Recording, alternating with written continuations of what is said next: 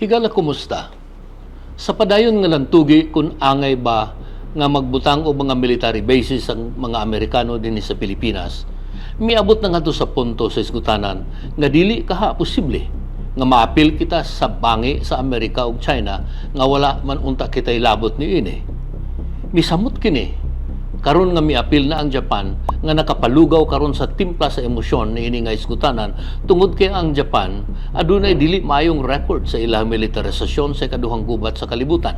Ako lamang ipasidaan kaninyo nga ang hisgutanan sa atong konflikto sa China wala gayud sa atong angkon sa West Philippine Sea. Wa pa ng issues sa spread list nakita na kinigdaan sa mga military analyst na usa sa mga lugar nga gitawag nilang flashpoint kung sinugdanan sa pag-ulbos sa kagubot, ilabi na nga nakita sa Estados Unidos nga naa sila'y magamit nga rason nga manghilabot nganhi tungod kay ilang depensahan kuno ang demokrasya sa Taiwan.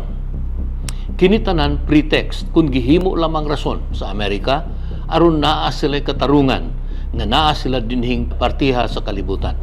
Layo kayo ang Amerika dinhi ug mangita lamang sila rason nga makabutang sa ilang presensya sa Southeast Asia. Sa tinuod lang ang presensya sa Estados Unidos sa Pilipinas ug ang partnership sa Japan ug Estados Unidos kabahin sa ilang gitawag na pivot to Asia o sa kastratehiya sa Amerika sa pagbalanse sa ilang interes ilabi na nga ang China kalit na lamang nahimong kusgan economically ug mohadla na sa papel sa Amerika nga mao ang pinakakusgan nga nasod sa kalibutan. Kini ang nagsaka sa kainit nga mihulga sa posibleng komprontasyon sa mga kusgan nga nasod. Ang Pilipinas karon adunay siyam ka mga gitawag og EDCA sites, mga US military bases sulod sa mga kampo sa militar sa Pilipinas.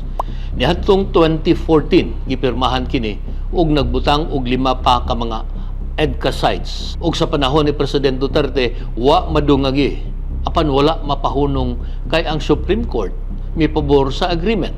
Karon miabot na og siyam ug modo na pa mga istorya nga daghan pang himuon tungod kay nakita nila nga importante sa Amerika ang pag-ipit sa China diha sa Malacca Strait o sa kagamay nga agianan sa dagat nga nagkonektar sa South China Sea ngadto sa Indian Ocean.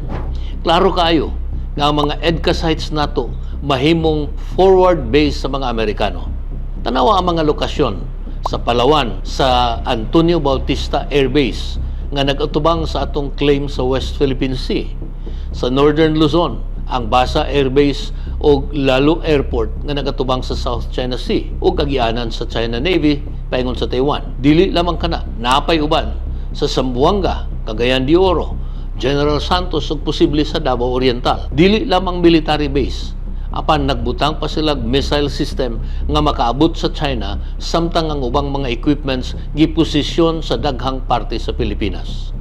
Kanang dinugsingay nato sa Chinese Coast Guard sa atong gitawag nga West Philippine Sea, sa tinuod lang dili kana sentro sa kadakong issue, mga taktika lamang kana sa mga Amerikano aron masuko ang mga Pilipino ug adto modapig kanila. Nganong nakaingon ako niini? Ngani ang issue sa mga Amerikano kauban ang ilang mga galamay nga mga naa sa gobyerno nato kung ila kining gihimo aron dili questionon ang EDCA. Tinod kinsay dili masuko ni ana ug sa kagamay sa Pilipinas manginahanglan gyud kitag mosandig sa usa ka kusgan nga nasod. Apan ngano man nga kita man ang namaligyag yuta sa pagtambak niya ng mga isla nga gibutang og military installation sa China kung tinuod nga naa gyud kitay lawom nga bangi diha sa China. Ang pagpamutang og mga military base sa Amerika nganhi sa Pilipinas gitanaw sa China nga gilibutan na hinuon sila sa American military bases nga sa ilang pananaw bilampas na sa kinutuban kontra sa mga langyaw nga gahom nga nanghilabot na nganhi sa atong dapit sa Asia.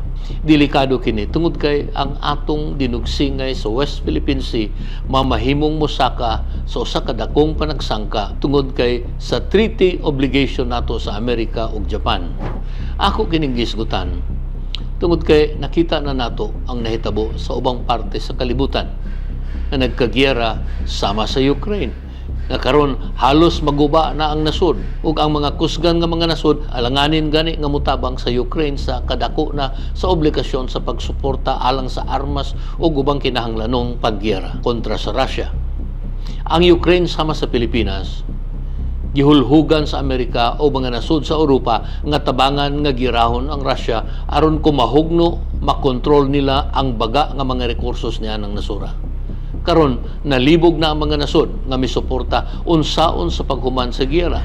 Nagtuo sila nga dali rang pildihon ang Russia. Ang nahitabo, nagkaproblema ang mga nasod sa Europa tungod kay mahal kayo ang lana o gas nga gipadagan sa ilang mga industriya kumpara ni adtong sa higayon nga amigo pa nila ang Russia nga mo'y nagsupply kanila og lana o gas. Makapungutana kita sa atong kaugalingon. Unsa magyud kadako ang interes sa Pilipinas na ining bangi sa Amerika o China?